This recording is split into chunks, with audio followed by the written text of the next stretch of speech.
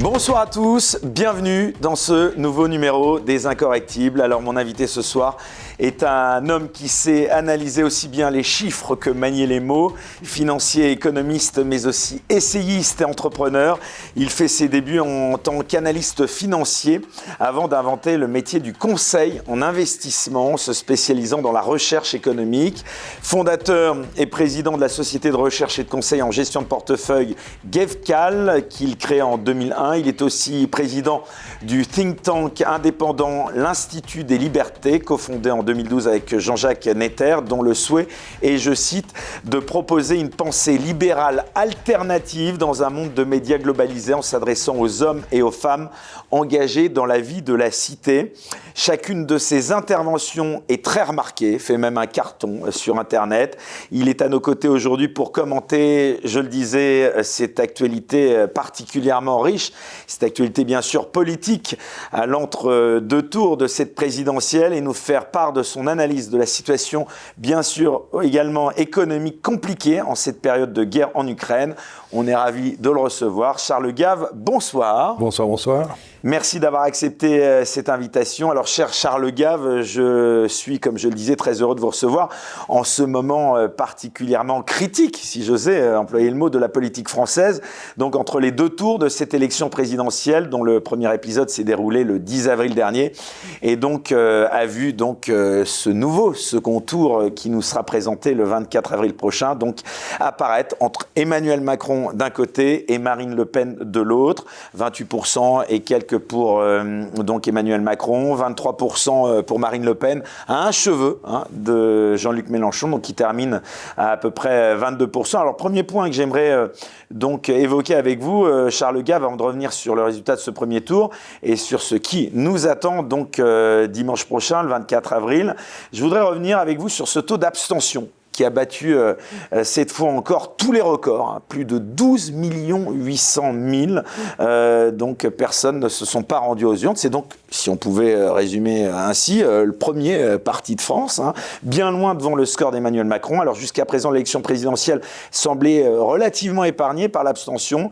qui s'envolait, donc je le disais, lors des élections intermédiaires. Mais désormais, il semblerait que même l'élection du président de la République n'attire plus, ne mobilise plus. Comment vous expliquez ce taux d'abstention particulièrement élevé lors de ce premier tour, Charles Gave? Bon, c'est une question intéressante, mais je vais essayer d'y répondre de la façon suivante, en disant, bien, depuis 40-50 ans, mettons qu'on ait eu le choix entre Fabius et Juppé. Maintenant, il faut avoir un regard extraordinairement pointu pour voir la moindre différence entre les deux. Donc, on en élisait un, puis on élisait l'autre la fois d'après, puis un, puis l'autre. Et maintenant, d'ailleurs, ils se retrouvent tous les deux au Conseil constitutionnel, d'ailleurs, et tous les deux avec un casier judiciaire, ce qui semble indiquer que pour être au Conseil constitutionnel, il faille un casier judiciaire. C'est ce qu'un gendarme ne peut pas avoir.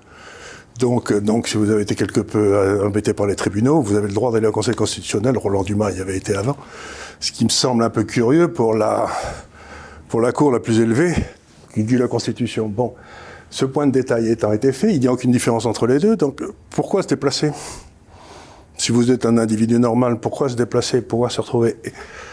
Le dernier président de la République a été un homme qui portait en lui, dans le fond, qui était à la fois Juppé et à la fois Fabius. D'ailleurs, il a dit plus de droite et de gauche, c'est-à-dire que la technocratie française s'est dévoilée dans toute sa splendeur. Je n'ai plus besoin de faire semblant de présenter à l'électorat un choix. Ce qu'on va faire, c'est qu'on va mettre un type qui sera ce choix en lui-même. C'est-à-dire que maintenant, vous avez droit qu'à Macron, et qui est un homme parfaitement cohérent avec lui-même, puisqu'il ne réussit pas à dire le mot France. Je ne sais pas si vous avez remarqué, il ne dit jamais France. Il dit France et Europe, souveraineté française et européenne. Il ne réussit pas à dire France tout seul. Ça lui est impossible. C'est comme s'il était constipé du mot France, quoi. C'est ce qu'il est d'ailleurs. Et donc je me dis, il a eu du mal à parler d'identité française, de souveraineté. C'est pas qu'il n'en parle pas, c'est qu'il rajoute toujours le mot souveraineté européenne. Or, la souveraineté européenne ne peut pas exister puisque ce n'est pas un État, ce n'est pas une nation. Donc la souveraineté, c'est l'attribut du souverain, de celui qui prend les décisions. Ça veut dire que les lois sont faites sur place. La monnaie appartient à l'État, etc. Enfin, la monnaie appartient à l'État, et du moins est gérée par l'État. Et donc, les Français, on a bâti un système de faux-semblants. Les élections, c'était une série de faux-semblants, ça ne changeait rien. Et on l'a bien vu quand, par exemple, les Français ont voté contre Maastricht, je crois, lors du référendum. Et on leur a dit, vous avez mal voté. Et on a fait venir tous ces bons à rien qui avaient été élus et qui, en grand congrès, ont fait passer la Constitution européenne sous le nom de traité de Lisbonne. Donc, si vous voulez, ça fait 50 ans que, quoi que les Français disent, on ne s'y intéresse pas. La classe au pouvoir dit « je continuerai à faire ce que j'ai toujours fait parce que je suis plus malin que vous ». Donc ça veut dire que ça fait un petit moment que la France n'est plus une démocratie et que, comme disait ce brave Coluche, si les élections servaient à quelque chose, il y a longtemps qu'ils les auraient interdites. Donc voilà, à quoi ça sert de voter si c'est pour voter toujours pour le même ? Et vous pensez donc, pour revenir à ce sujet de l'abstention, que les Français vont davantage se mobiliser pour le second tour ? Alors là, c'est la grande question, parce que c'est ça qui doit donner des cauchemars à ce bon monsieur Macron. Parce qu'il me remonte d'un peu partout, avec les amis que j'ai en province, et qui ne sont pas que des amis d'ailleurs, qui sont des gens que je connais, plutôt en province qu'à Paris d'ailleurs, le raisonnement suivant, c'est, beaucoup de gens m'ont dit, je n'irai pas voter au premier tour parce que l'offre ne me satisfait pas, il n'y a personne qui me satisfasse, très bien. Mais par contre, j'irai voter au deuxième tour parce que je voterai tout sauf Macron. Qui que ce soit, j'irai au deuxième tour. Qu'il y aura un vote, donc barrage. Il y aura un vote barrage en disant droite, mais à Macron. À Macron, en disant ce type est l'antithèse de ce qu'il nous faut pour ce pays. Donc on va voter contre lui. Et c'est pas un vote qui s'appuie sur un programme, c'est un vote qui s'appuie sur une personnalité. C'est-à-dire que j'ai 78 balais, je n'ai jamais vu un homme politique aussi haï que cet homme. Il est haï par la population partout. Et de droite et de gauche, si vous voulez. Et donc, oui, je me dis, peut-être qu'il va y avoir... Donc il faut surveiller la participation au deuxième tour. Si par hasard elle est beaucoup plus forte, ça voudrait peut-être dire quelque chose. Je me souviens que dans une vie médiatique antérieure, je vous avais reçu dans le cadre d'une émission qui avait fait beaucoup parler, beaucoup jaser, puisque je reçois encore l'extrait en question plusieurs années après, puisque via Internet, tous les pays peuvent accéder à cette émission. Et donc, j'avais reçu donc encore récemment, depuis le Liban, ce passage dans lequel vous disiez que Macron, pour vous, était bête. Est-ce que vous pensez qu'il est toujours aussi bête, Charles Gave ? Il l'a toujours été. Vous le rediriez, ça, aujourd'hui ? Sans aucun problème. Parce que pour moi, qui ai été dans les affaires toute ma vie, et dans la considération du politique, parce que dans mon métier, c'est important de savoir ce que font les politiques, c'est quand vous avez un homme très brillant qui se met à la tête d'une entreprise, s'il est vraiment très brillant, il va s'entourer de gens plus intelligents que lui. Si c'est un moment, on l'a pas assez aimé, ou s'il a des problèmes psychologiques, il va s'entourer de crétins pour pouvoir les traîner dans la boue. Et Macron fait partie de ces dirigeants. Dans le deuxième cas, d'ailleurs, quand vous avez une entreprise où le type très brillant s'entoure de crétins, l'entreprise se viande 4 ou 5 ans après. C'est toujours la même chose. Macron se donne un mal de chien pour être entouré de nuls.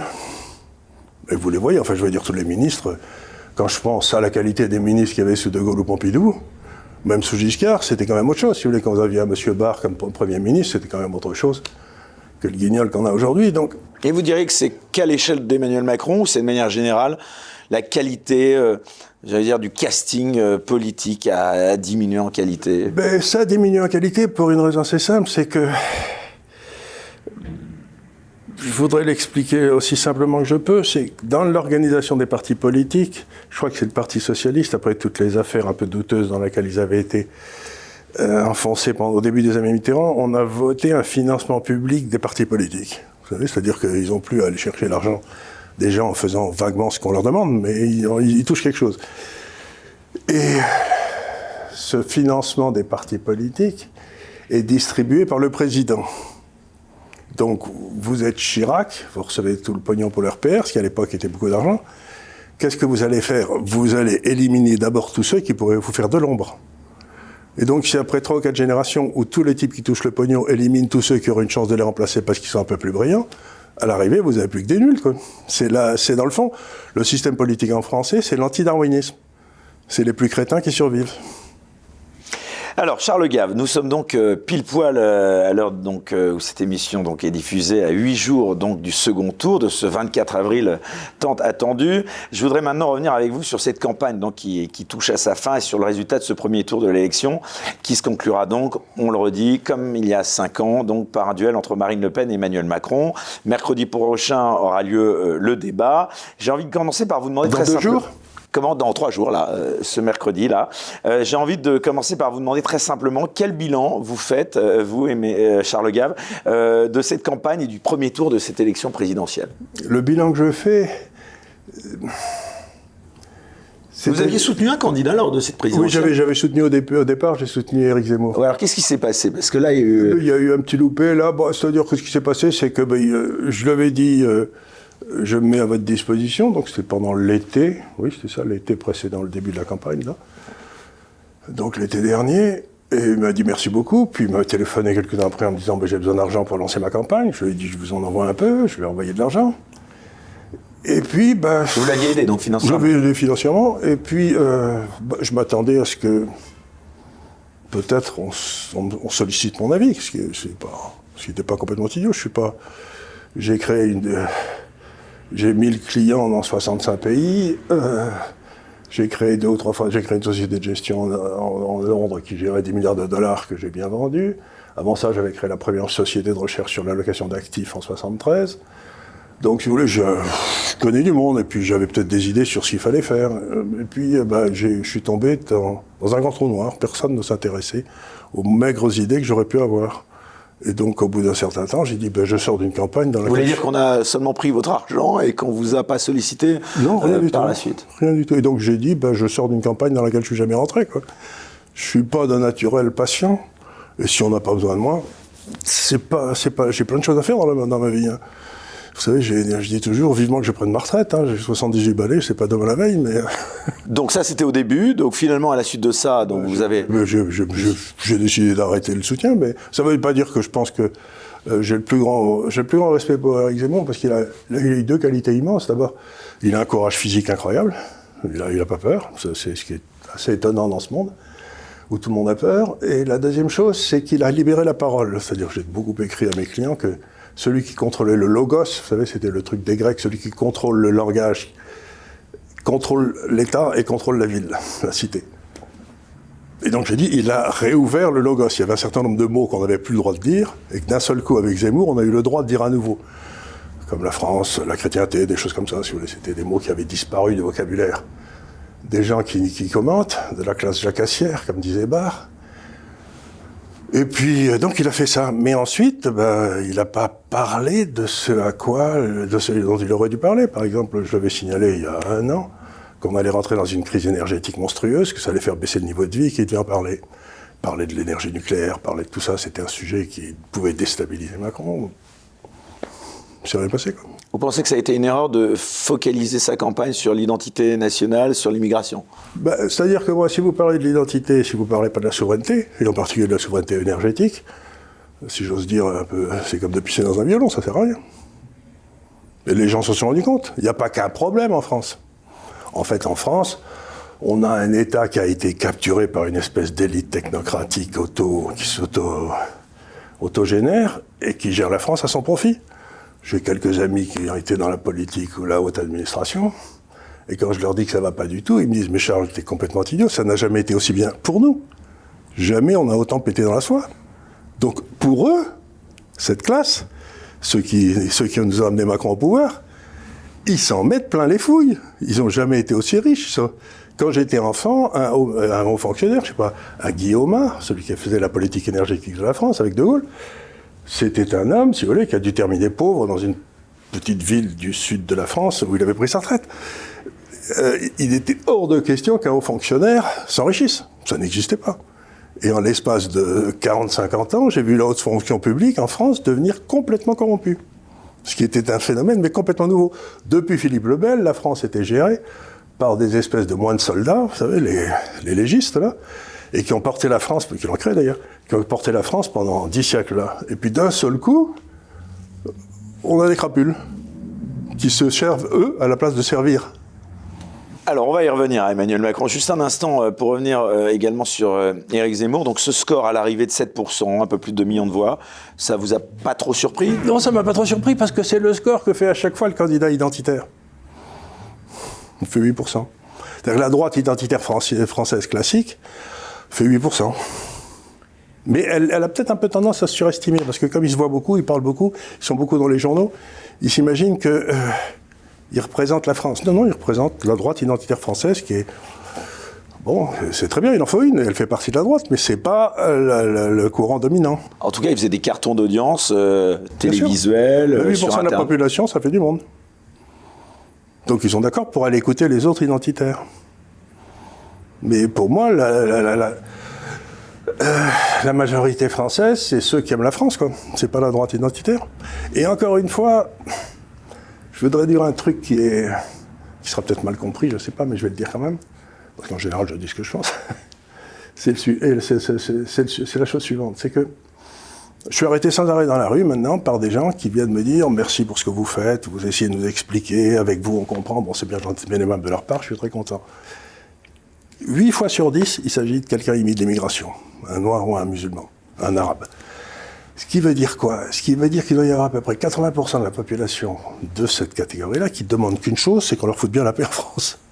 Et qu'il y a 20% qui foutent le merdier.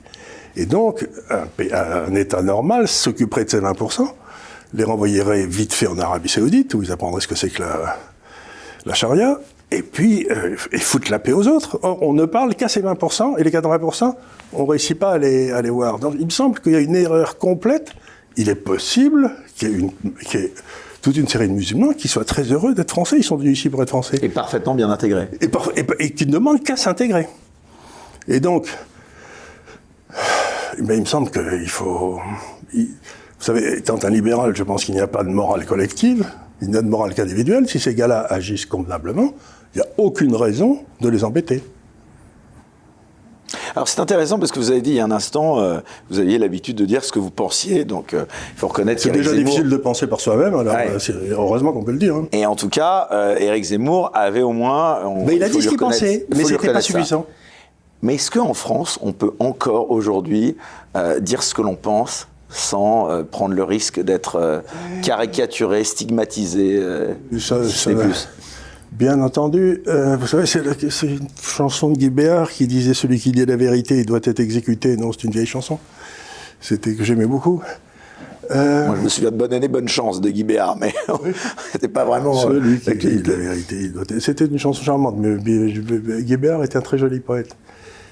Et comment essayer d'expliquer ça? Il faut bien se rendre compte que la discussion socratique, quand vous rentrez dans le chou de quelqu'un en face de lui, tout en étant très poli et très... La discussion socratique, ça blesse. C'est-à-dire que dans un pays où on ne peut plus dire ce qui blesse l'autre, on ne peut plus parler. Parce que par définition, si je rencontre par exemple un supporter de Mélenchon, je vais dire des choses qui vont le blesser. Parce que c'est un tissu d'ânerie, ce que dit Mélenchon. Donc je vais le blesser. Et si je... Qui a quand même fait 22%, hein, un point derrière Marine Le Pen. Il était tout près du second tour. Oui, mais Hitler avait une majorité, c'est pas pour ça qu'il avait raison. Il y a une différence essentielle entre la vérité et le vote. La beauté du vote, c'est que vous votez, vous vous trompez, la fois d'après, vous changez, si vous pouvez. Avec Hitler, ça n'a pas marché, vous n'avez pas pu voter une deuxième fois. Mais vous pouvez changer. C'est pour ça que la démocratie directe marche en Suisse, c'est qu'il se trompe une fois, puis la fois d'après, il corrige. Parce que si vous élisez un animal comme Macron avec une idée stupide sur l'Europe, il va continuer qu'il ait raison ou qu'il ait tort. Donc vous pouvez pas le changer. Il faut 5 ans, etc. C'est très difficile de le changer. Donc la vérité est quelque chose de très difficile à porter, très difficile à énoncer. D'abord parce qu'il faut que vous en soyez vous-même convaincu. Et moi, je suis persuadé d'une chose, c'est que la vérité, ça n'existe pas. Ce qui existe, c'est la possibilité de s'en rapprocher en discutant entre gens qui sont prêts à discuter. Mais il y en a très peu. Il y a très peu de gens qui acceptent la contradiction. Il y a très peu de gens qui se disent, de ce gars-là, il va peut-être m'apprendre quelque chose. Donc,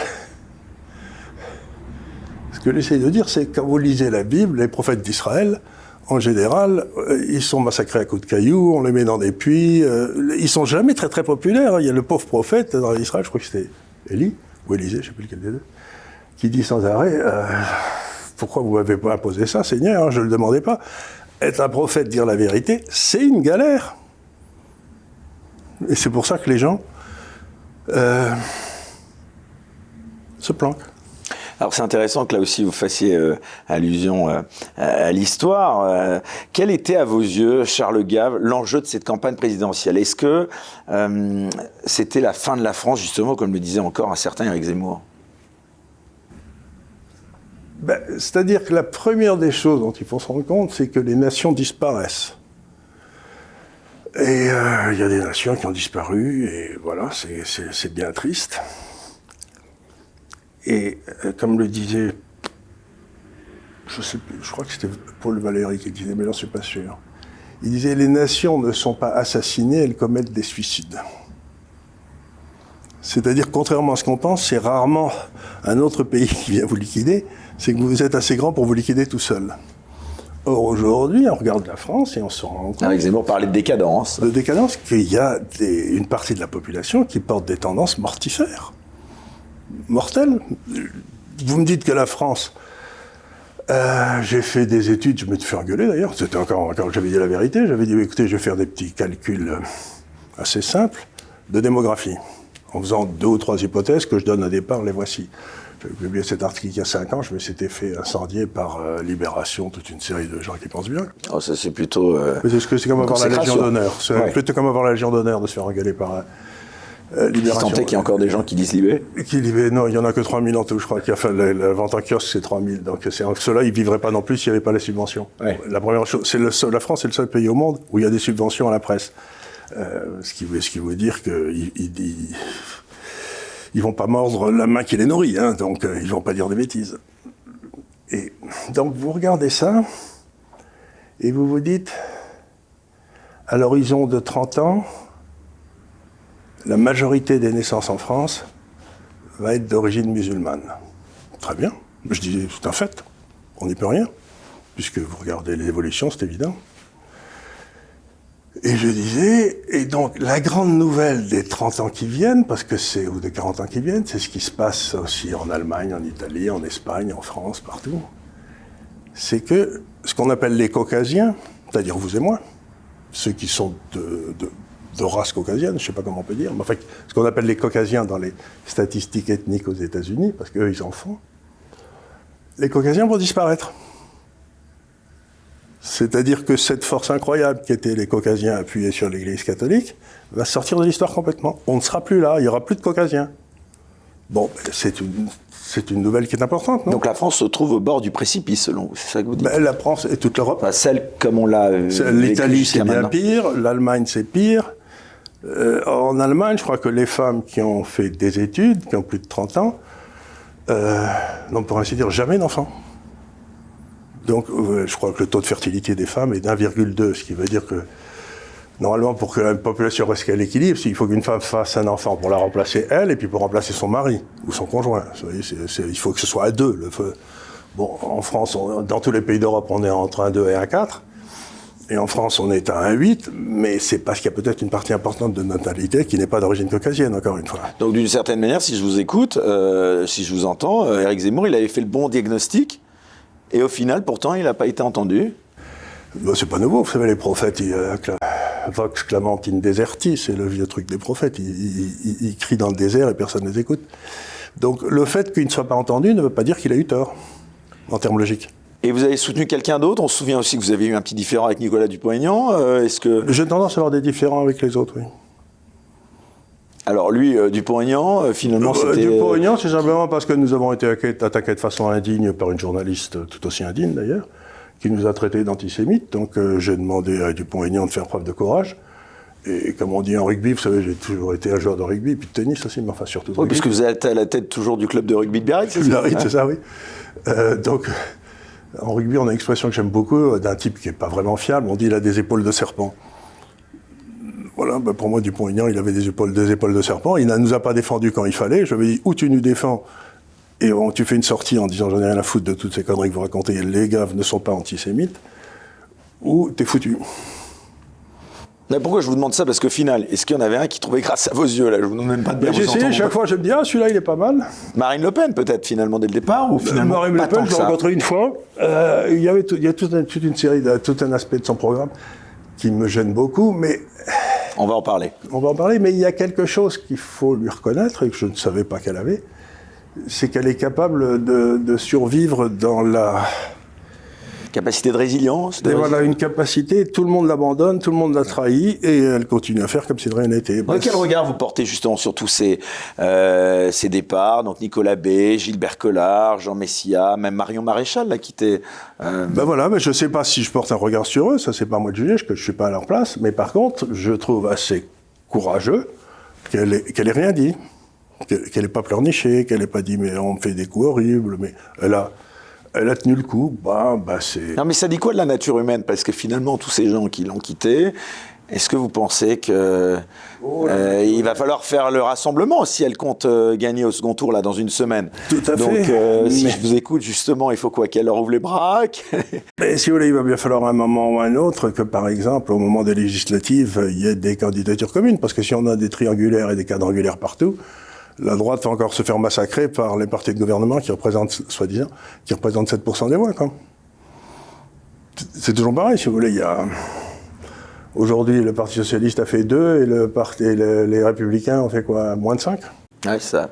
Ça vous touche d'ailleurs l'appel cette semaine, il y avait donc Valérie Pécresse qui appelait à la solidarité, donc puisque donc ayant fait moins de 5%, elle ne sera pas remboursée de ses frais de campagne, et elle se disait même en situation d'endettement personnel. Alors est-ce que vous êtes touché par cet appel? Honnêtement, elle déclare un patrimoine de 9 millions d'euros, je crois, et puis elle se déclare en situation donc difficulté puisque mais attendez une seconde, c'est le Parti républicain qui assume les frais, non? C'est ça qui est un petit peu étonnant. Oui, on a entendu. C'est le Parti républicain qui assume les frais. Et ils ont touché des sommes très très importantes de la part du gouvernement en fonction du nombre d'élus qu'ils ont eu dans les élections précédentes, qui était considérable. Donc j'aimerais qu'on me dise non seulement le patrimoine, mais comment le Parti républicain a reçu d'argent et ce qu'il en a fait. C'est Jacob, le patron du Parti républicain? Mais j'aimerais savoir ce qu'il a fait de cet argent. Vous voyez ce que je veux dire? Il me semble qu'il y a un petit peu de... Puisque c'est de l'argent public, on aurait droit peut-être à un audit des dépenses du Parti républicain avant de se précipiter pour sauver Mme Pécresse. Et le Parti socialiste, en tout cas les deux partis historiques qui étaient au pouvoir jusqu'à il y a encore peu, donc c'est un naufrage, donc il y a une recomposition de la vie politique française. Il n'y a rien du tout. C'est la tarte à la crème, la recomposition. Pour l'instant, il n'y a que dalle. Vous avez une espèce de centre mou représenté par Macron. Il y a les mondialistes d'un côté et les souverainistes de l'autre. Oui, j'aimerais que ce soit vrai, mais pour l'instant, si vous voulez, toutes les places sont tenues, tous les lobbies, sont tenus par les mondialistes. Les souverainistes, ils n'ont que dalle. Donc pour l'instant, il y a un seul parti au pouvoir, depuis 50 ans, depuis Giscard, c'est les souverainistes, que j'appelle dans mon jargon les âmes des bateaux. J'avais fait une série d'études il y a 7 ou 8 ans expliquant que les systèmes politiques étaient en train de se casser entre hommes des arbres. Vous savez, c'est une notion polydésienne. Vous êtes sous votre palmier, vous attendez que la noix de coco tombe et vous êtes content. Et puis les hommes des bateaux qui coupent l'arbre, qui font une pirogue pour aller voir si l'île d'à côté est pas mieux. Donc on disait le monde est séparé entre hommes des arbres et hommes des bateaux. Bon, ben ça fait depuis la chute du mur de Berlin, le monde a été gouverné par les hommes des bateaux, au profit des hommes des bateaux. Et les hommes des arbres en ont pris plein la tête. Mais pour l'instant, il n'y a pas de représentation des hommes des arbres en France. Alors c'est intéressant parce que justement, Charles Gave, on le disait en introduction, vous êtes un économiste averti. On recevait il y a peu Guillaume Bigot. Beaucoup des mondialistes dont on parle crient ou essayent d'alerter donc au fait que la France serait perdue si demain un souverainiste ou une souverainiste, en l'occurrence Marine Le Pen, même si elle a un petit peu évolué sur la notion également de l'Europe, arrivait au pouvoir. Qu'est-ce que vous leur répondez? Je dis que, par exemple, ça fait des années que j'expliquais que j'ai écrit un livre en 2001-2002 qui s'appelait « Des lions menés par des ânes », âne étant un anagramme de l'ENA, et dans lequel j'expliquais que l'euro allait amener l'Europe à sa perte, que ça allait faire s'effondrer l'Europe que j'aimais, c'est-à-dire celle de la diversité. J'ai très bien vendu ce bouquin, j'ai vendu à 30 000 exemplaires, ce qui paraît-il était très bien. ou plus. Et ensuite, je crois que les autorités françaises ont fait savoir à Lafon, qui était mon éditeur, qui avait accepté mon bouquin, que j'avais écrit comme une plaisanterie pour les femmes de ma famille quand j'étais dans le Gers. Et elle me disait, mais pourquoi... Avec vos chiens? Avec mon chien, mes cigares et mon pinard. Et ça va très bien. Et donc, elle m'avait dit, explique-nous pourquoi l'euro est une imbécilité. Donc, j'écrivais un chapitre tous les jours, je leur faisais lire. Si elles ne le comprenaient pas, elles étaient plutôt dans la mode, toutes. Hein.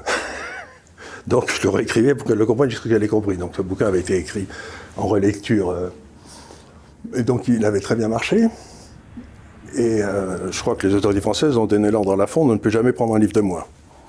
Ce qui prouve à quel point ils aiment la discussion socratique dans ces endroits-là. Donc, bon, ils ont pris, très bien, ça m'a été complètement égal, parce que j'écris pour savoir ce que je pense, pas pour convaincre les autres. C'est déjà difficile. La seule façon d'écrire, l'écriture, c'est une ascèse.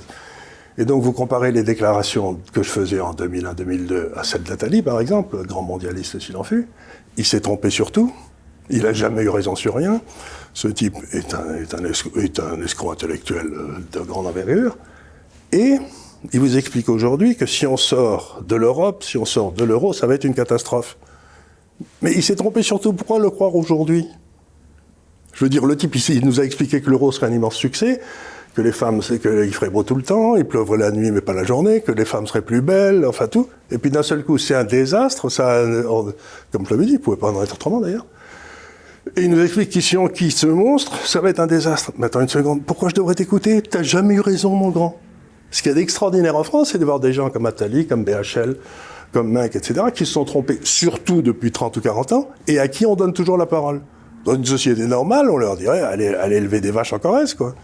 Et foutez-nous la paix, ce que vous dites n'a aucun intérêt. Et on continue à les interviewer. Ils sont nuls, ils se trompent, ils sont souvent corrompus, et on les interviewe. C'est à vous, je pose la question, comment se fait-il que les journalistes continuent à interviewer ces gars qui n'ont aucun intérêt? Moi, je vous retourne la question, comment vous expliquez qu'Emmanuel Macron, qui est un petit peu leur fils spirituel, mais évidemment, c'est pour ça qu'il rate tout, d'ailleurs, élu, et soit peut-être sur le point de l'être une deuxième fois. Oui, mais c'est pas encore une fois, si vous voulez, parce que vous êtes élu que vous avez raison. Vous avez l'air de penser que le but dans la vie, c'est de gagner aux élections. Mais non. Le but dans la vie, c'est d'être honnête, d'avoir une vie honorable, et de dire ce que vous pensez. Et si les autres n'y font pas attention, eh ben c'est tant pis. Mais il n'y a pas de raison. Vous savez ce que disait Solzhenitsyn, qui était un grand homme, dans son discours sur le courage à Harvard? Il disait, en tout cas, quand il y a un mensonge commun qui se met en place, vous devez prendre la décision que ça ne passe jamais par votre bouche. Vous pouvez vous taire si c'est dangereux de parler, mais vous ne pouvez pas le relayer. Vous ne pouvez pas avoir une participation active dans le relais du mensonge. Or, c'est ce qu'ils font tous. Ils savent que c'est faux, ils savent que c'est une saloperie, et ils le relaient et ils le poussent. Parce qu'ils pensent que ça va leur permettre de gagner le pouvoir politique. C'est ce qu'on appelle la démagogie. Ces gens-là sont les gens les plus démagogues que j'ai jamais connus. Et Macron en est l'expression totale. En même temps, il n'y a pas d'expression plus démagogique qu'en même temps. En même temps, ça veut dire je ne prendrai pas de décision. C'est la méthode Cueil de gouvernement. Il n'y a pas de problème qui ne soit pas résolu si on attend suffisamment longtemps. Eh ben, c'est pas vrai. Alors en tout cas, l'offre du second tour, elle est claire. On le disait, donc même si en effet ça peut être contesté à bien d'autres égards, en tout cas il y a une offre qui est plutôt mondialiste, qui est celle représentée par... Non, il y a une offre de ceux qui sont toujours trompés, qui ont toujours gouverné contre les intérêts de la France. Et ceux qui n'ont jamais accédé au pouvoir. Et ceux qui n'ont jamais accédé au pouvoir. C'est pas les mondialistes contre les... C'est ceux qui ont mené le pouvoir à la France à sa perte. C'est en quelque sorte une offre des pétainistes contre les gaullistes en 1942.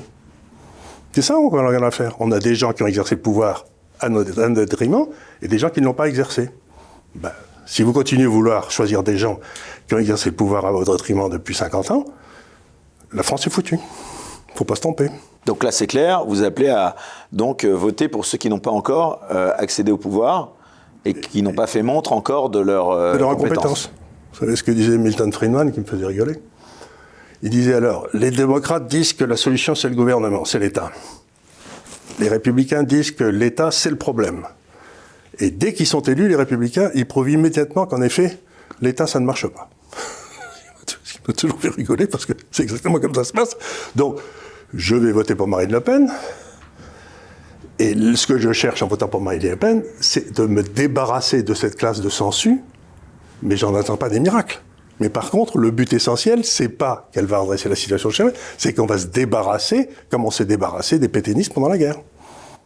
D'ailleurs, c'est ce que disait Guillaume Bigot, donc il y a peu, dans cette émission, vous allez voter pour, en quelque sorte, par effet miroir, faire barrage à Macron, là où d'autres vont voter pour Macron pour faire barrage à Le Pen. Parce que la seule façon de sauver ce pays... C'est-à-dire qu'aujourd'hui, personne ne vote pour un candidat pour lui, mais vote pour un candidat contre un autre candidat. Contre un autre candidat. Et ceux qui votent pour Macron, je prétends qu'ils votent parce qu'ils ont peur.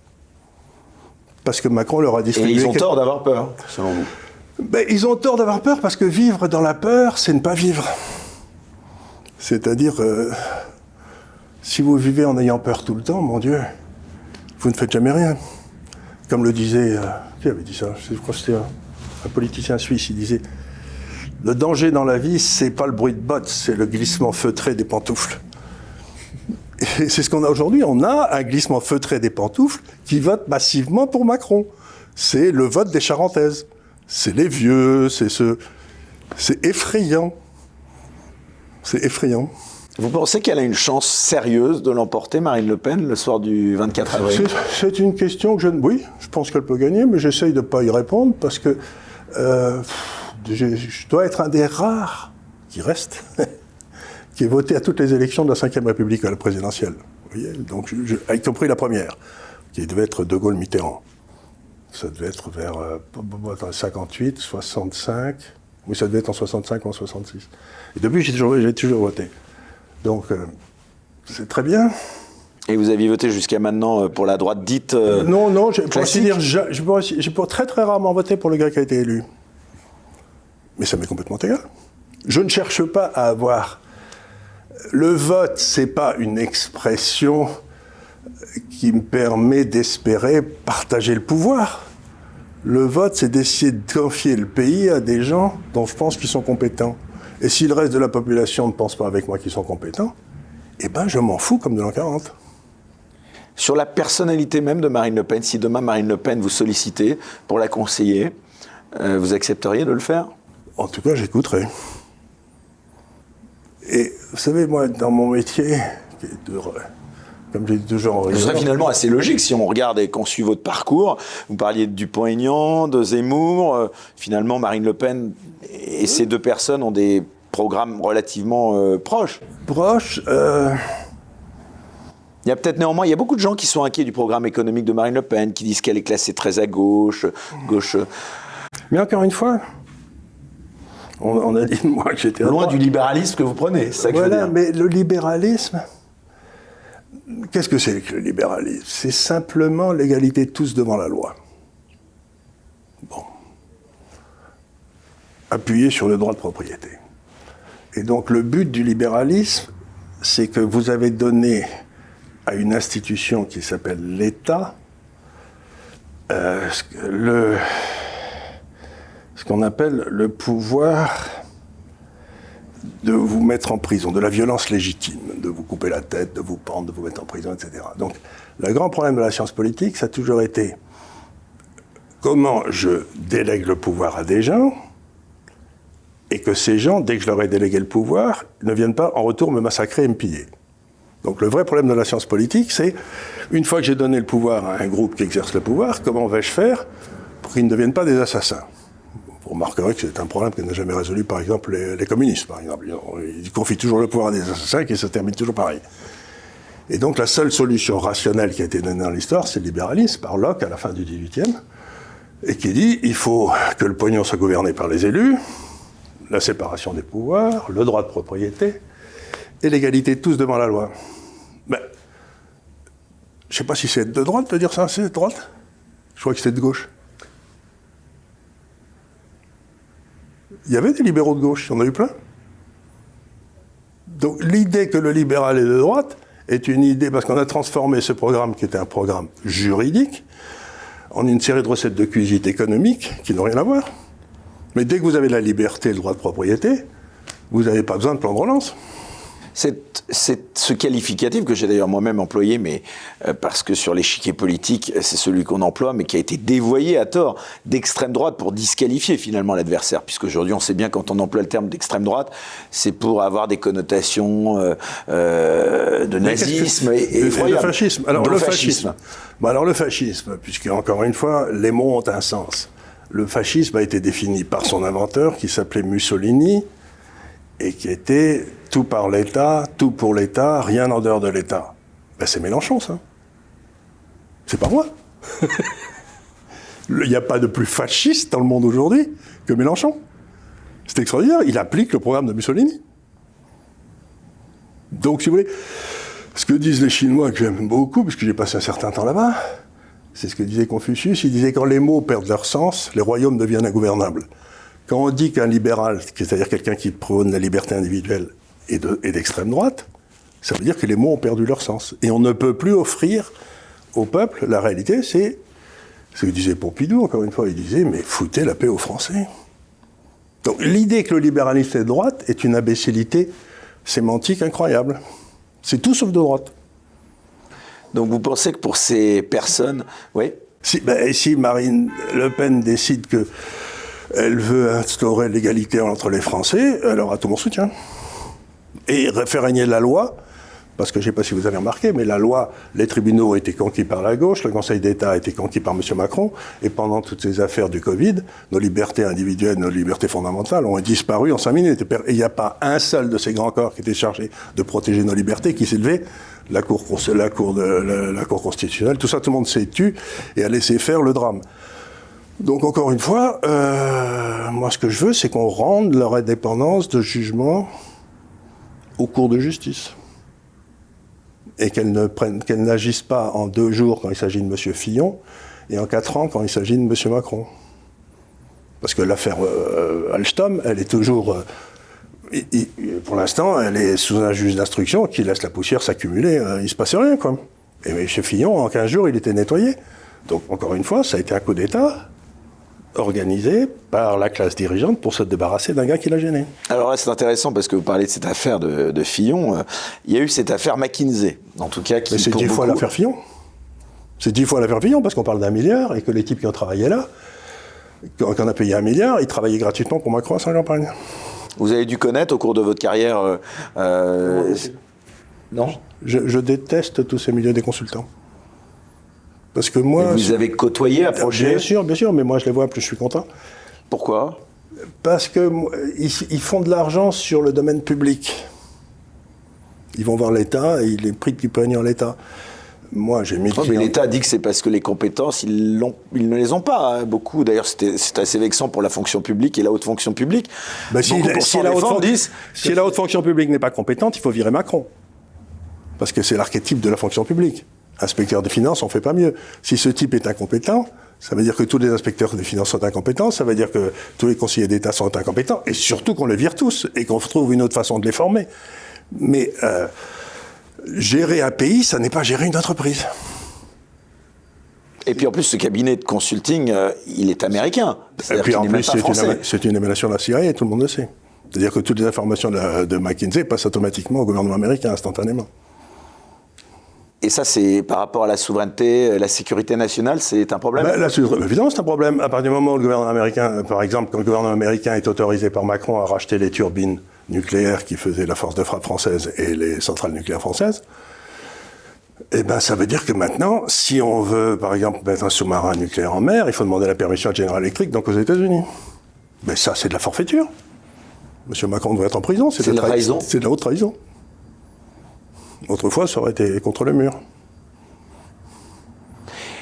Justement, vous qui avez une grande connaissance aussi de la géopolitique, notamment vous êtes un éminent spécialiste des États-Unis, tout à l'heure vous évoquiez la Chine. Est-ce que vous pensez que le contexte international va jouer dans cette campagne avant ce second tour? Je ne sais pas, avant ce second tour, je ne sais pas, mais en tout cas sur l'économie dans les mois et les années à venir, ça va être monstrueux.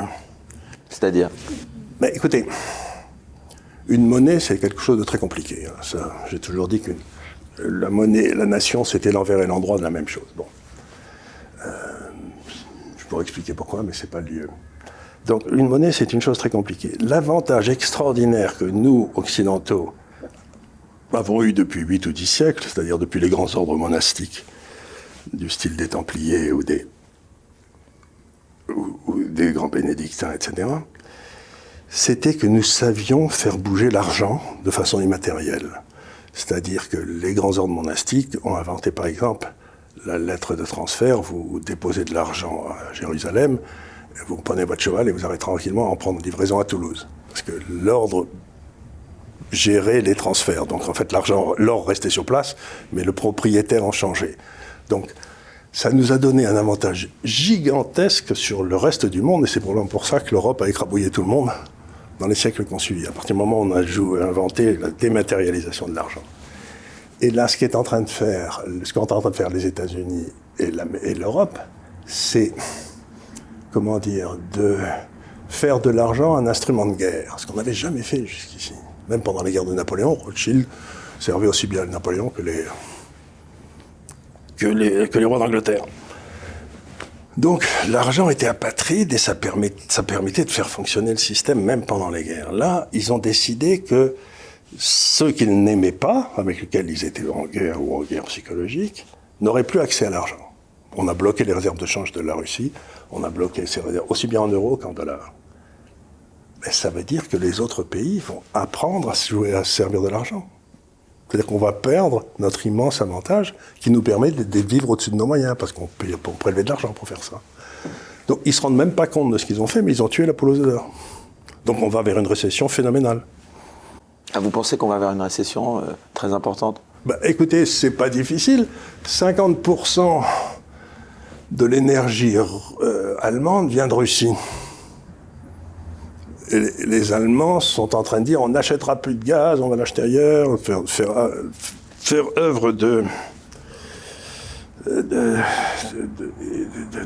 courage, enfin de morale. Ils sont très fâchés contre les Russes. Très bien. Mais comme il n'y a pas comme on n'a fait aucune recherche pétrolière depuis 20 ans, puisqu'il faut sauver la planète, il faut sauver Gaïa, et ça veut dire que l'économie allemande va s'effondrer de 50%. Parce qu'il y a un rapport de 1 à 1 entre la consommation d'énergie et l'économie. Donc si l'offre d'énergie baisse de 50%, l'économie allemande est foutue. Ça va redevenir un pays agricole. Vous me direz, c'est peut-être une bonne nouvelle, mais il ne faut pas déconner quand même. À l'approche de ce second tour, justement... Et peut-être les Français devraient réfléchir au fait que les gars qui les gèrent en ce moment sont dans une perspective d'écroulement du niveau de vie en France et en Europe d'entre 17 et 20%. La Commission européenne a sorti un plan à 10 ans de consommation de l'énergie où il prévoit que l'énergie consommée en Europe va baisser de 17 à 20%. Et ça veut dire une baisse du PIB de 17 à 20%. Ce sera la baisse du PIB la plus importante. Ce sera beaucoup plus importante pendant la Grande Dépression aux États-Unis. Et ils le font volontairement. Et je ne comprends pas pourquoi. Donc l'enjeu principal de ce que vous me dites... c'est que la France retrouve son indépendance. Oui, mais aujourd'hui, toutes les décisions sur l'énergie sont prises. Par exemple, il a fallu se battre comme des fous pour essayer de déclarer que l'énergie nucléaire, c'était une énergie verte parce qu'elle ne faisait pas de CO2, ce qui est vrai d'ailleurs. Mais les Allemands étaient vent debout contre. Ce qu'il faut dire, c'est que pendant des siècles, depuis à peu près la Renaissance et même bien avant, l'Europe a été gérée selon des principes scientifiques et rationnels. Et depuis 40 ou 50 ans, on est passé d'une pensée scientifique qui était la caractéristique de l'Europe à une pensée magique. C'est-à-dire qu'on pense que ce qu'il faut, c'est vouloir le bien, et que si on veut le bien, ça suffira. Et donc, tous nos dirigeants aujourd'hui sont dans la pensée magique. Et donc, ils ont une stratégie que mon fils appelle... je travaille beaucoup avec mes enfants, parce qu'ils savent mes faiblesses, ils savent mes forces, et donc ils me foutent bien la paix sur les trucs qui m'emmerdent. Donc ça, c'est précieux. Mais donc, j'ai mon fils, qui est le patron de la boîte qu'on a créée il y a 20 ans ensemble, qui dit le but de tous les dirigeants aujourd'hui, c'est ce qu'il appelle CYA, la méthode de gestion CYA, qu'on traduit en anglais par Cover Your Ass, protéger ses fesses. C'est-à-dire que quand il y a un problème qui arrive, ce que fait le gouvernement, c'est qu'il s'agite immédiatement les communications de crise et tout, et il prend une décision qui peut être complètement stupide, comme par exemple d'enfermer tous les Français pour le Covid. Ça n'a jamais rien réglé, ça a été un désastre. Ils ne l'ont pas fait en Suède, ça a très bien marché. Et une fois qu'ils ont pris cette décision, ils la font appliquer avec férocité, avec le monopole de la violence légitime qu'ils ont, en déclenchant la peur chez les autres. Donc on n'est plus dans une pensée scientifique, on n'écoute pas M. Raoult, on écoute M. Véran. En Suède, ils ont écouté l'homme Raoult local, ils n'ont pas fermé, ils n'ont pas eu de problème, leur économie va très bien, merci. Ils n'ont jamais fermé les restaurants, ils ont eu moins de morts que nous. Mais vous ne pouvez pas le savoir, parce qu'on ne vous le dit pas. Et c'est là qu'on tombe sur le rôle de la presse, qui aujourd'hui est détenue par 5 grands groupes, dans ce que j'appelle le capitalisme de connivence. Et ces 5 grands groupes ne disent que ce que le gouvernement veut bien qu'on dise. Et c'est peut-être pour ça qu'il y a toute une série de pauvres gens qui m'écoutent sur l'Internet, parce qu'ils disent, voilà, il va l'air d'être payé par ces gars-là. Comment vous expliquez d'ailleurs que, je le disais hors antenne, vous êtes l'un des invités d'émissions qui fait le plus d'audience sur Internet, notamment puisque, à part quelques médias, on vous voit quand même relativement peu dans ce qu'on appelle les médias mainstream. Ça dit quoi, premièrement, de la question de la liberté d'expression en France, et puis de celle, en effet, vous le disiez, que les médias principaux sont détenus par quelques oligarques français, si j'osais. Et qui les ont achetés, non pas parce qu'ils allaient gagner de l'argent avec, hein. Je ne pense pas que... Ce sont des outils d'influence, c'est ça que vous voulez dire ? Ils disent à l'État, tu me passeras les contrats, et si tu passes les contrats, moi, ma presse dira du bien de toi. Donc c'est un outil de corruption. Et on a peut-être les limites de ce système, non ? Vous ne pensez pas ? Le simple fait qu'il y a des gens qui m'écoutent alors personne ne sait qui je suis, ça prouve qu'on est en train d'atteindre les limites. C'est quand même stupéfiant que quand je passe avec André Berkoff il y a quelques semaines, là, pendant 20 minutes pour raconter des trucs sur les marchés financiers et l'influence des mesures prises pour la Russie, il y a 1 700 000 personnes qui écoutent. Enfin, qui vont le voir. 1 million, enfin c'est beaucoup, 1 700 000 personnes, non ? Je confirme, c'est gigantesque. C'est gigantesque. Donc ça veut dire que j'ai une façon de parler aux gens. Vous aviez fait même 2 millions quand je vous avais reçu et vous aviez dit que Macron était bête. Et puis ça reste en plus sur Internet. Et puis ça reste parce que je crois que quand quelqu'un dit ce qui lui semble à lui la vérité, il a un son, une espèce de longueur d'onde que les gens perçoivent. De sincérité. De sincérité. Donc les gens se disent, et puis en plus si vous expliquez pourquoi vous pensez ça. Donc les gens se disent, il se trompe peut-être ce gars-là, mais en tout cas il dit ce qu'il pense, et c'est ce qu'on veut entendre. Et donc, alors que toute la presse est dans une espèce de consensus mou, c'est ce qu'avait une tyrannie molle, vous savez, ce que décrivait Tocqueville il y a longtemps. Et donc, la vérité, c'est pas ce que pense tout le monde, c'est pas ce que vote tout le monde. La vérité, c'est quelque chose qui se discute entre 4 copains qui se mettent sur la gueule. Et alors, pardon de revenir à cette actualité brûlante donc, de la campagne présidentielle, puisque, évidemment, la question, c'est de savoir si Marine Le Pen, sur le papier, d'après les derniers sondages, en tout cas, il y en avait même un le soir du premier tour qui disait que Marine Le Pen était à 49% et Macron à 51%, donc ça va jouer peut-être dans un mouchoir de poche. Qu'est-ce que vous dites à ces personnes qui sont peut-être tentées de mettre ce bulletin dans l'urne, mais qui sont... par on va dire les influences de ces médias. C'est assez simple, je vais leur dire un seul truc. C'est un crime. Non, d'abord, la réalité est assez simple. C'est si vous vivez mieux qu'il y a 1 an, qu'il y a 3 ans, qu'il y a 5 ans, qu'il y a 7 ans, qu'il y a 10 ans, votez Macron. Il va vous amener dans cette... Ça ira de mieux en mieux pour lui et de moins en moins bien pour vous. Si vous trouvez que vos enfants, qui sont tous obligés d'aller travailler à Londres aujourd'hui, si vous trouvez que votre niveau de vie a baissé, si vous trouvez que quand vous arrivez à Roissy, vous avez l'impression d'arriver dans un pays du tiers-monde tellement c'est crasseux et rien ne marche, alors que quand vous allez dans les aéroports en Asie, ils sont tous splendides, ils marchent très bien et ils ont le même âge. Donc si vous avez l'impression que la France est en train de partir en quenouille, ne votez pas. Et si le type vous dit, si vous ne votez pas, ça va, si vous ne votez pas pour moi, ça va être un désastre, c'est le vieux truc de l'incompétent, dit c'est moi ou le chaos. Ça ne sera pas le chaos. Ça sera la libération. Le jour...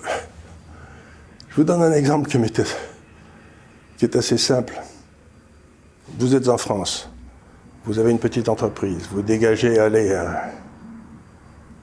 100 000 euros de marge brute. Hein. Bon.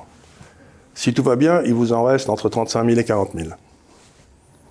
vous prenez vos affaires, vos gars, etc., et vous les mettez de l'autre côté de la frontière suisse, il vous en reste 65 000.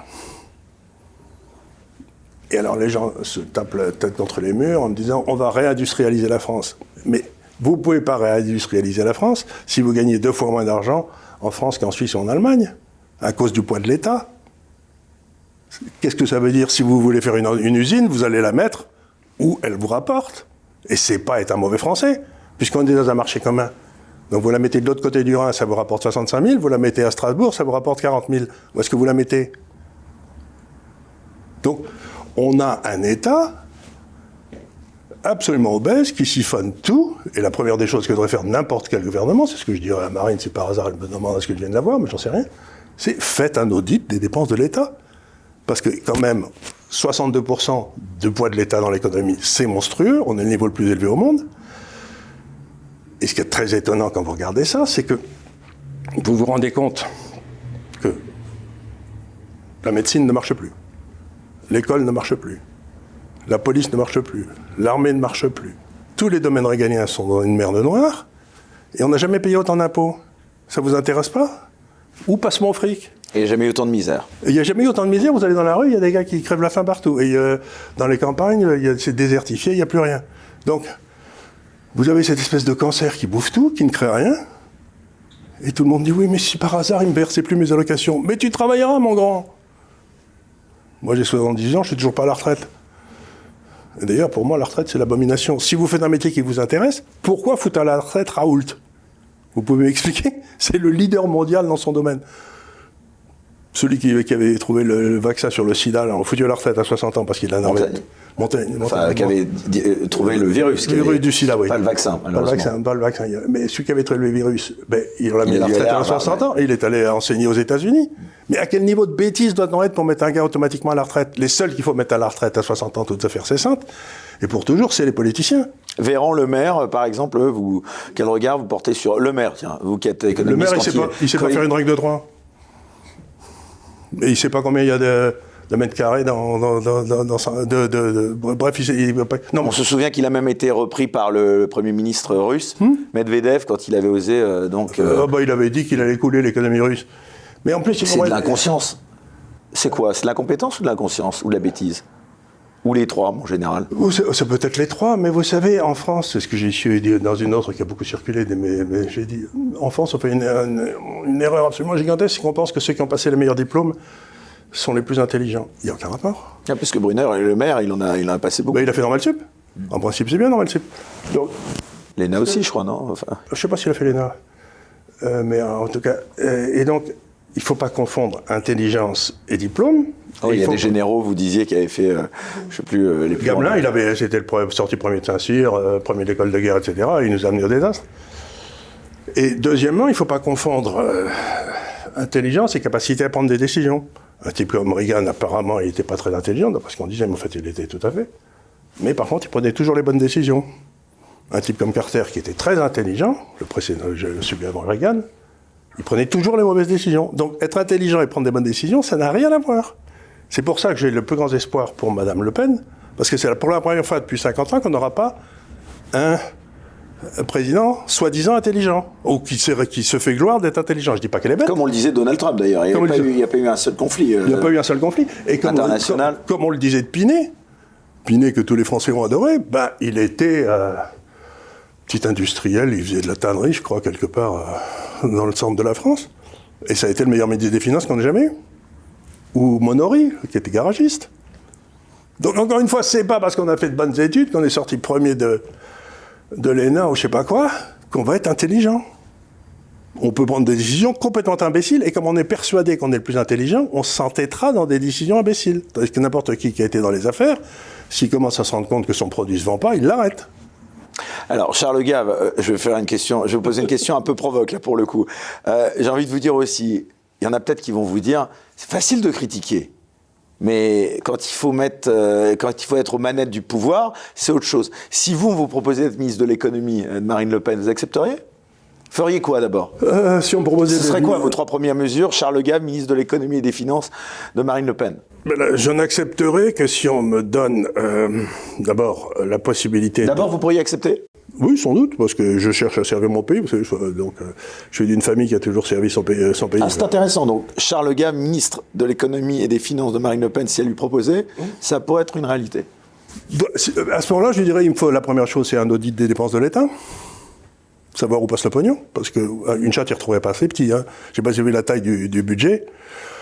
La taille du budget, ça doit faire, le budget de la France, il doit y avoir des papiers sur 1 mètre de large dans toute cette pièce. Personne ne peut lire le budget. Donc quand les gens le votent, ils se foutent de monde. Ils ne se peuvent pas. Donc la première des choses, c'est que je veux le budget revienne compréhensible aux Français. La deuxième chose que je demanderais, c'est à ce moment-là, Madame le Président, puisque c'est le titre officiel. Il faudrait dire Madame la Présidente, je pense. Non, parce que Madame la Présidente, c'est la femme du Président. En bon français. Si je peux me permettre cette petite... J'avoue que l'écriture inclusive et moi, on a un peu de mal. Non, c'est pas inclusif, c'est dans le protocole. D'accord. Madame l'ambassadrice, c'est la femme de l'ambassadeur. Madame le maire. Madame le maire, c'est la femme de Bruno Le Maire. C'est la femme, par exemple. Mais donc, ça serait Madame le Président, puisque le titre, elle est président. Bon, enfin, c'est un détail, ça. C'est en bon français, hein, c'est pas grave, ça. C'est ce que dirait la... Bon, est-ce que ce serait Monsieur le ministre Gave? Je demanderais... Audit, premièrement. Deuxièmement, je demanderais quelque chose de tout simple, c'est qu'on donne aux Français immédiatement le référendum d'initiative populaire. C'est parce que les problèmes sont tellement graves que la seule façon de les résoudre, c'est de faire appel au souverain. Le RIC, quoi. Le RIC. C'est-à-dire que s'il y a des décisions très difficiles à prendre, à ce moment-là, on peut demander au peuple de prendre son avis. Sur tous les sujets, y compris la peine de mort, par exemple? La peine de mort, j'en sais rien. Oui, je suis assez d'accord aussi pour la peine de mort, parce que je suis persuadé qu'il y a une majorité de Français qui sont contre aujourd'hui. Donc ça ne me gênerait pas. Enfin, qui sont, vous voulez dire, plutôt pour? Non, qui diraient, si on leur posait la question, ils diraient non, je suis contre la peine de mort.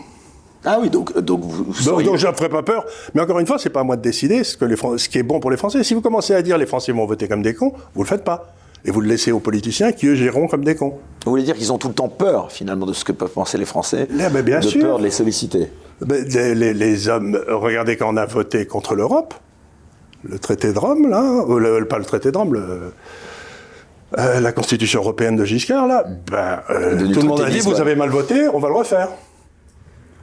En Suisse, j'adore, c'est que, par exemple, on dit, est-ce que les femmes ont le droit de porter la burqa? Vote. Le lundi matin, 55% des Suisses ont dit non. Il y a les titres dans les journaux. Le souverain a parlé. La burqa, donc, n'est pas autorisée. C'est facile. Parce que quand le souverain a parlé, le juge n'a plus rien à dire. C'est le souverain. Le souverain, c'est le peuple. C'est pas les représentants du peuple. C'est pas M. Macron, notre souverain. C'est le peuple. On rend la justice au nom du peuple français. Donc je lui demanderai le référendum d'initiative populaire. Et la troisième chose, c'est ce que je demanderai, c'est que comme en Allemagne, en Suisse, en Angleterre et aux États-Unis, les fonctionnaires soient non éligibles. C'est-à-dire qu'ils ont le droit de se présenter, mais s'ils sont élus, ils donnent la démission de la fonction publique pour toujours. Parce qu'aujourd'hui, si vous êtes un haut fonctionnaire, vous vous présentez, vous êtes élu, ça marche très bien. Et si vous êtes battu, vous retournez dans votre corps d'origine avec l'avancement qui a continué.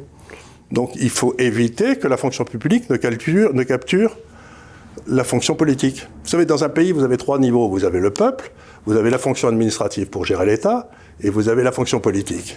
La fonction politique, c'est le gars qui est chargé d'être foudroyé s'il se trompe. C'est Pétain. Allez, vous voyez, il est foudroyé s'il se trompe. Bon, c'est très bien. C'est comme ça que ça doit être. Mais depuis Giscard, la fonction administrative a complètement pris le contrôle de la fonction politique. Donc nous n'avons plus de fonction politique en France. Il n'y a plus un gars dont le rôle sera d'être foudroyé s'il se trompe. Donc, je réclamerai, si je suis ministre des Finances, ou je ne sais pas quoi, je réclamerai la sanction. Si je me trompe, je suis foudroyé. Or, tous, ils n'ont qu'une idée, c'est de ne pas être foudroyé. Ce qui fait la noblesse du métier de politique, c'est que le général qui perdait une bataille pendant la Révolution française, il rentrait à Paris, on lui coupait la tête. Ça donnait du moral aux autres. Donc, c'est assez radical. C'est assez radical, mais il faut que la fonction politique, celui qui se trompe, soit exécuté, enfin, débarqué. Or, ça fait 50 ans qu'on voit les mêmes têtes. On est à quelques jours, je le disais, du débat de cet entre-deux tours, donc qui aura lieu, a priori. On avait beaucoup critiqué Marine Le Pen sur son précédent débat. Elle avait du mal. Parce qu'elle se présentait avec des idées contre un gars qui n'avait jamais rien fait. Enfin, soi-disant, il avait été dans les équipes. Il avait quand même été ministre de l'économie. Il n'avait pas été celui qui doit être foudroyé. Mais maintenant, à mon avis, le débat va être très facile. Elle peut lui poser des questions sur, je sais pas, Alstom, ou bien pourquoi il a continué à fermer des hôpitaux. C'est un scandale pour vous, Alstom, oui. C'est un scandale d'État. C'est un scandale d'État, c'est un truc que, normalement, si vous voulez, on voit très bien que tous ceux... Il y a eu quelque chose comme 600 millions, je crois, d'euros qui ont été distribués de commissions, au moment où la vente d'Alstom, à des gens qui ensuite ont financé la campagne de Macron. C'est louche, non? C'est les mêmes. Mais ce que j'entends quand même, de manière générale, en même temps vous êtes économiste, donc c'est aussi, a priori, pas étonnant, mais... L'économie doit-elle toujours prendre le pas mais jamais de la vie. Sur le reste? Est-ce qu'on élit un ministre de l'économie? Mais on n'a pas besoin d'un ministre de l'économie, on n'a pas besoin d'un ministre du commerce, on a besoin de l'État, c'est celui qui c'est l'arbitre qui assure que tout le monde joue selon les mêmes règles. Mais un État qui va s'amuser... C'est pas forcément le plus intelligent, enfin celui qui a fait le plus d'études, comme vous dites, c'est celui qui donne les grands axes. Et puis, il ne faut pas oublier que l'État en lui-même, de nos jours, est quelque chose de... Vous savez, les trois étages, là, donc le peuple, l'administration et le politique, gérer l'État, c'est un boulot à temps plein, parce que c'est très compliqué, l'État. Donc il faut des gars qui ont une mémoire de cheval, qui apprennent beaucoup, qui passent des concours et qui n'ont aucun caractère. C'est la caractéristique essentielle pour être qui sont contents d'être là, parce que... Mais en aucun cas, ces gars-là ne doivent faire la politique de la France. Si par exemple on décide de se lancer dans une nouvelle aventure nucléaire avec... à ce moment-là, c'est celui qui a pris cette décision, c'était De Gaulle. Il l'a pris au niveau politique, c'est pas l'État qui l'a pris, c'est De Gaulle qui l'a pris et qui l'a imposé aux forces politiques en dessous. Donc, encore une fois, quand on me dit l'État doit faire ceci, cela, l'État, ça n'existe pas. L'État, c'est des serviteurs qui doivent obéir. Donc, si on leur dit, on va faire une force nucléaire, et s'ils sabotent, il faut pouvoir les virer, les renvoyer, je sais pas où, à Mayotte, finir leur carrière, ou j'en sais rien, mais dans un endroit qui est pas très agréable. Donc, encore une fois, il faut pas se tromper sur les mots. L'État n'a pas fait le système nucléaire français. Celui qui a fait le système nucléaire français, c'est De Gaulle. C'est un homme qui a pris sur lui le risque de se tromper. Donc, encore une fois, l'État n'est pas omniscient. L'État est une brute complètement bête et qui peut aller dans une direction ou dans une autre. Et le rôle du politique, c'est de diriger cette brute. C'est pas d'en attendre des décisions. C'est complètement idiot. L'État, c'est une idole. Ça n'a aucun intérêt. Le pouvoir, il appelle les compétences quand elles... Mais les compétences encore, ça veut rien dire, ça, si je peux me permettre, ça veut rien dire pour une raison très simple, c'est que vous pouvez être très compétent et complètement incapable. Moi, j'ai toujours été dans les métiers, si vous voulez, de ce qu'on appelle la gestion de l'argent, c'est-à-dire vous avez une épargne et je vous aide à la gérer. Bon, et puis ça peut être aussi bien BlackRock que n'importe qui. Bon, en effet, un de mes plus gros clients, c'est BlackRock. C'est une boîte très bien gérée d'ailleurs. Bon. Vous avez ça, et donc, le but, quand vous conseillez les gens, c'est pas que vous leur disiez ce qu'il faut faire, c'est qu'il faut leur dire ce qu'il ne faut pas faire, là où vous êtes certain qu'ils vont perdre du fric. Moi, ça fait 50 ans que je dis aux gens, là, il faut pas y aller, là, il faut pas y aller, là, il faut pas y aller. Et là, j'ai pas d'idée, vous pouvez y aller, parce que probablement, je peux pas juger. Mais c'est beaucoup plus facile de savoir quel est le cheval qui, en aucun cas, ne va gagner la course, que de savoir celui qui va gagner. Donc si vous éliminez de la course tous ceux qui vont jamais gagner, et que vous pariez sur tout ce qui reste, vous allez gagner à tous les coups. Et c'est comme ça qu'il faut gouverner. C'est-à-dire qu'il faut enlever tous les trucs où vous êtes certain de perdre. Alors, notamment, il y a un truc où, pour beaucoup, elle est certaine de perdre. Qu'est-ce que vous répondez à ceux qui disent que, par exemple, notamment le programme toujours économique de Marine Le Pen, conduira à une catastrophe, notamment sur le plan des finances publiques, avec la retraite à 60 ans. C'est une connerie ou pas, ça? Oui, je veux dire, mais c'est pas le vrai problème de la connerie, si vous voulez, c'est que... moi, personnellement... Vous savez pourquoi on a mis la retraite à 60 ans au début? Pour répondre à votre question, en bottant en touche comme d'habitude, c'est Bismarck qui l'a fait la première fois. Et pourquoi il l'a mis à 60 ans? Il a demandé à tout son cabinet à quel âge meurent les ouvriers allemands. Et on lui a dit à 60 ans. Donc il a dit je mettrai la retraite à 60 ans. Ce qui n'était pas très élégant. Mais maintenant, les types, ils claquent à 78 ans. Donc vous devez les payer pendant 18 ans et ne rien foutre. Donc une mesure intelligente, ce serait de mettre la retraite 5 ans vers l'âge moyen de la mort, par exemple. Et puis ça bouge, ça serait infiniment plus intelligent. Et puis il y a des tas de gens qui n'ont pas envie de prendre leur retraite. Moi, tous mes copains qui ont pris leur retraite, ils s'emmerdent comme des rats morts. Ils lisent Le Figaro, ils vont jouer au golf, et 2 ans après, ils sont morts d'ennui. C'est horrible, la retraite. Sauf pour les pour ceux qui n'ont pas eu des métiers trop pénibles. Voilà, mais aujourd'hui, on est à 80% dans les services. Donc, si le type veut prendre sa retraite à 60 ans, qu'il la prenne, mais surtout qu'on foute bien la paix aux gens, qu'on ne la rende pas obligatoire. Charles Gave, est-ce que la France peut encore faire face à une nouvelle crise économique majeure que vous redoutez? Non. D'ailleurs, c'est pas très encourageant ce que vous nous dites là. Si vous voulez, on n'a pas de... Mais non, on n'a pas. Puis en plus... On n'a aucun levier? Aucun. La dette, on l'a utilisée à fond. L'État, la dépense étatique, je veux dire, on est passé... C'est pas difficile, quand j'ai commencé dans ce métier en 71, l'État faisait 30% du PIB français, et en Suisse, c'était 30% aussi. Passe ma carrière. Aujourd'hui, l'État en France est à 62, et en Suisse, il est toujours à 30. Et le pouvoir d'achat des Suisses a quadruplé par rapport au pouvoir d'achat des Français. Donc, ce qui a fait la dégringolade de la France, c'est cette croissance perpétuelle de l'État, qui a cette qualité extraordinaire, c'est qu'il n'y a pas de création destructrice. C'est-à-dire que si l'État prend une mauvaise décision, finance quelque chose, comme il peut faire quand il a accès au financement public, il peut continuer à investir dans des saloperies dans lesquelles on va continuer à perdre tout ce qu'on veut. Tandis qu'une société, elle s'arrête parce qu'elle n'a plus de sous. Et elle libère ses travailleurs parce que voilà. Et donc, ce que je dis aux gens, c'est la seule politique sociale qui soit vraiment bien, c'est le plein emploi. Parce qu'à ce moment-là, si votre patron vous emmerde, vous vous en allez, vous créez une boîte, ou vous allez chez un autre. La préférence nationale, ça vous parle? Bon, c'est une grosse bêtise, on ne peut pas faire la préférence nationale sur le téléphone. Vous n'allez pas acheter, on ne va pas faire des iPads. On ne sait pas faire. Et puis ensuite, dans les iPads, ça vient de, je crois, 25 pays, tout ce qui rentre dans l'iPad.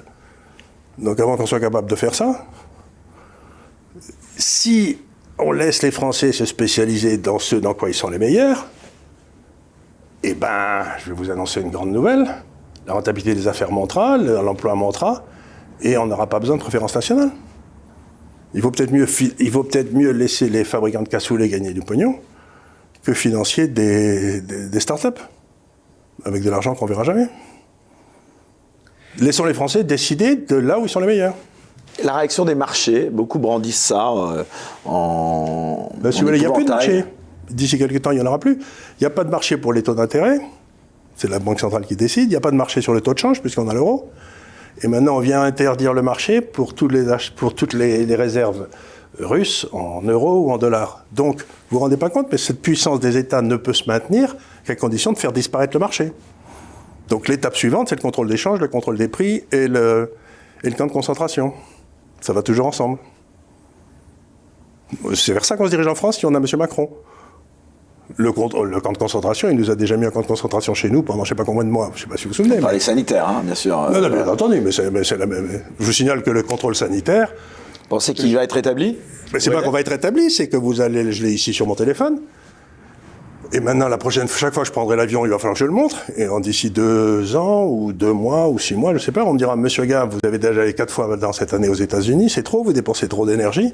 Donc à partir de maintenant, vous restez en France. Donc le contrôle sanitaire, ça va servir de ticket de rationnement pour l'énergie. Tiens, en parlant d'énergie, petite anecdote, ça vous a choqué que Castex prenne un jet privé pour aller voter? Ça a coûté, je crois, je ne sais pas combien en argent public. Ça fait partie de ce... Oui, mon grand-père, quand il était haut fonctionnaire,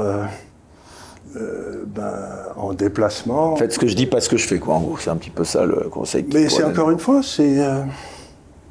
Ces gens sont déconnectés peut-être du réel.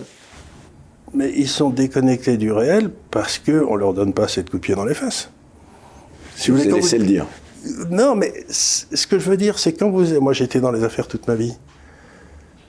Quand j'ai fait ou que j'ai dit une connerie, que j'ai fait faire une mauvaise affaire à mes clients, etc., ils me le font savoir. Et la meilleure façon de me le faire savoir, c'est de ne pas renouveler le contrat.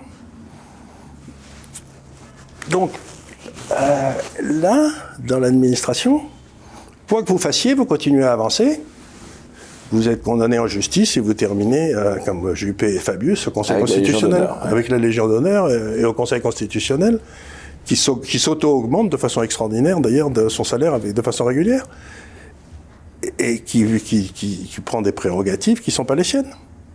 C'est-à-dire qu'il est en train d'essayer de développer comme toute bonne cour de justice, comme disaient De Gaulle et Mitterrand, le pire, c'est le gouvernement des juges. Vous pensez qu'on n'est pas loin, comme beaucoup le disaient, d'une révolution ?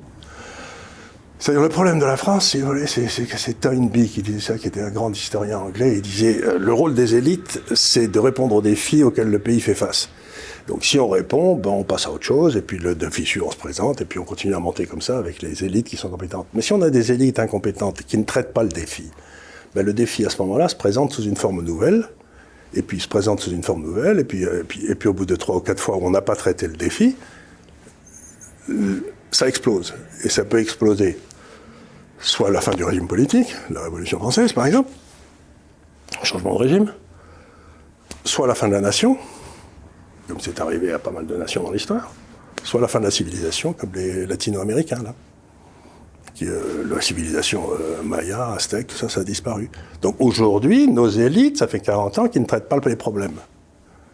Et donc, à un moment ou à un autre, il va y avoir soit changement de régime, soit effondrement du pays, comme l'Autriche-Hongrie, par exemple, qui a explosé, la Russie qui a explosé, soit disparition de la civilisation. Et ce que disait Zemmour, c'est que c'était le troisième qui allait se passer.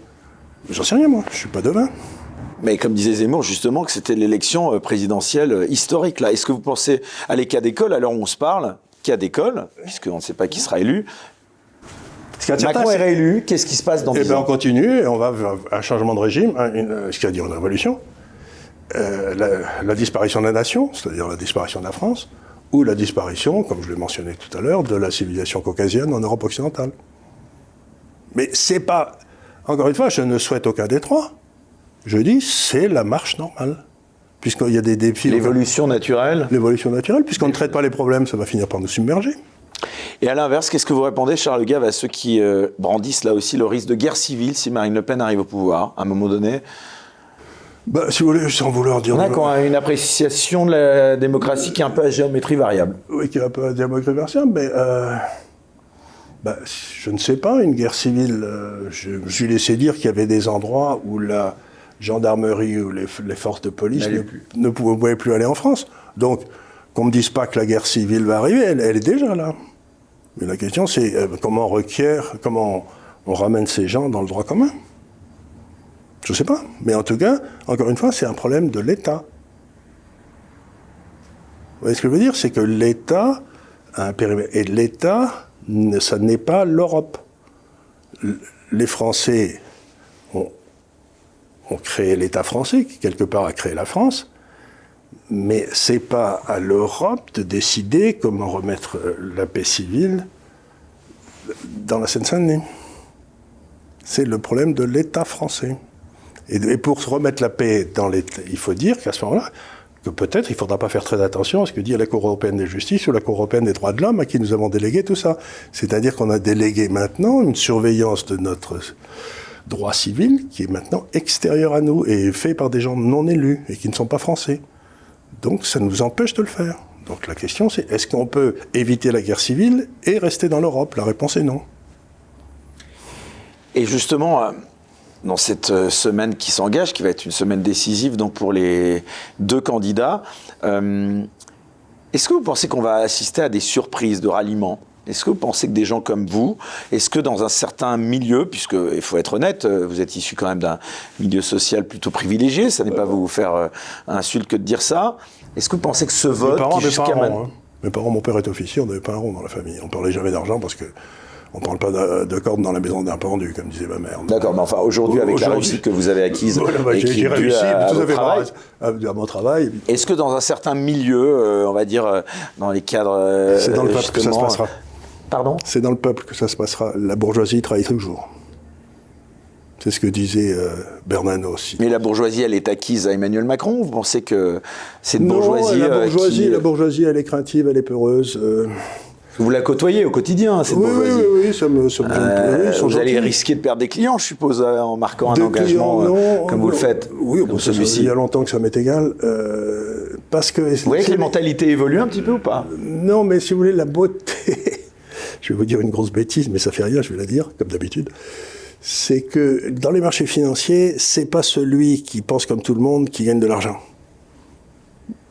C'est celui qui voit avant les autres ce qui va se passer. Ce qui va se passer, qui se lève et qui dit, les gars, c'est comme ça, et c'est pas autrement. Et il se trouve que pour des raisons qui m'échappent complètement, j'ai eu cette qualité à la naissance. Et donc mes clients... D'anticiper, de voir ce qui... Non, mais de comprendre des choses qui sont en train de se passer avant que les autres les aient compris. Je sais pas pourquoi j'ai ça, mais enfin apparemment je l'ai. Bon.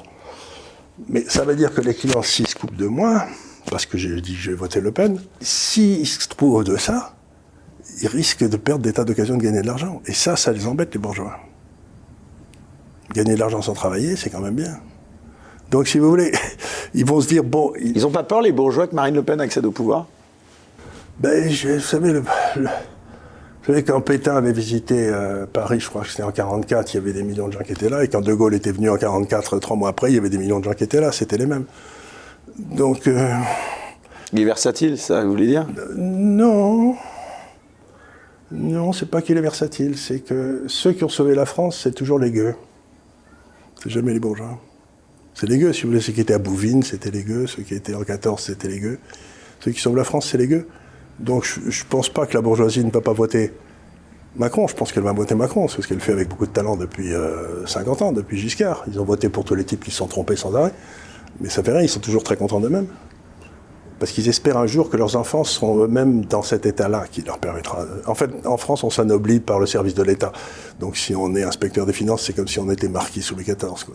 Ça leur donne l'impression d'être... Si leurs enfants sont inspecteurs des finances, c'est bien.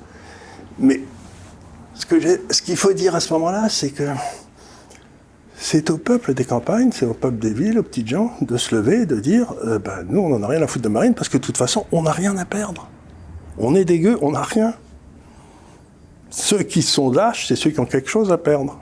Mais si vous n'avez rien à perdre, vous en foutez. Donc, c'est pas aux bourgeois qu'il faut faire appel. C'est aux électeurs de Mélenchon, c'est aux électeurs des communistes, c'est ceux-là qui sont les gueux. C'est les paysans, c'est... Il faut pas parler. Et à qui on dit pourtant de voter Macron pour faire barrage à l'extrême droite? Ça veut rien dire l'extrême droite. Il faudrait dire, dans le cas de Macron, l'extrême trahison. Quoi. Il faut faire barrage à l'extrême trahison. Moi, je préfère faire barrage à l'extrême trahison, le type qui est vendu, qu'à l'extrême droite. Dans les gens de l'extrême droite, il y a des gens qui doivent aimer ce pays, non? Le président, il ne réussit pas à dire le mot France. C'est quand même incroyable. C'est le seul roi de France depuis 1500 ans qui n'aime pas ce pays. Il n'aime pas ce pays. Toutes ces déclarations montrent qu'il n'aime pas ce pays. C'est effrayant. Être gouverné par un gars qui n'aime pas ce qu'est la France. Ça me laisse pantois. On arrive, Charles Gave, aux 10 dernières minutes de cette émission. Une première question d'ordre presque philosophique. Est-ce que vous êtes optimiste de nature? Alors, optimiste, je ne sais pas, parce que c'est... Il y a, vous savez, quel était le gars qui disait la différence entre les optimistes, les imbéciles heureux et les imbéciles malheureux, c'est que les imbéciles heureux sont heureux. Donc prenez mon métier. Est-ce que celui qui réfléchit par nature, il n'est pas appelé à être toujours pessimiste? Mais non. Parce qu'il anticipe toujours le drame qui peut se passer. Oui, mais il anticipe aussi, s'il est malin, les moyens de l'éviter. Donc moi, la façon dont je travaille toujours, c'est de dire ça risque de se passer comme ça. Et donc, vous devez être investi là, là et là, mais pas là.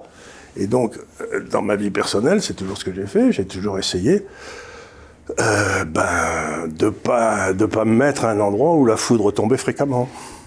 Donc, je ne sais pas si je suis heureux ou malheureux, mais je ne suis pas idiot. En tout cas, ceux qui voteront Macron sont idiots. Sont idiots parce qu'ils vont à l'endroit où la foudre a déjà frappé. Et eux, ils sont complètement idiots. Et ils ne pourront pas se plaindre. Écoutez, je voulais poursuivre cette émission, mais je considère que c'est un beau mot de la fin, donc on va, je pense, l'arrêter là. Donc, ceux qui voteront Macron sont pour vous des idiots, puisqu'en gros, on a le droit de se tromper une fois, mais pas deux. C'est ça que vous voulez dire? C'est ce qu'on dit toujours. Ce que je dis toujours, c'est... Disent les Américains, ils disent « Fool me once, shame on you. Fool me twice, shame on me. » C'est-à-dire, trompez-moi une fois, c'est de votre faute. Trompez-moi deux fois, c'est de la mienne. Donc, Macron, il s'est présenté comme un très brillant sujet qui allait changer la France et tout il y a 5 ans. 5 ans après, on voit les résultats. ben, si vous revotez pour lui, c'est que l'expérience ne vous apprend rien. Et donc, vous êtes idiot. Ben, ça sera le mot de la fin sur ces bonnes paroles. Merci beaucoup, Charles Gave, d'avoir accepté de revenir, puisqu'on s'était vu dans une vie médiatique antérieure, mais en tout cas, d'être venu sur cette banquette. Merci à tous de nous avoir suivis. Très bonne fin de soirée. Et puis, comme je le disais, surtout restez incorrectibles. Et votez bien. Ce sera dimanche prochain. Bonne soirée à tous. Bye bye.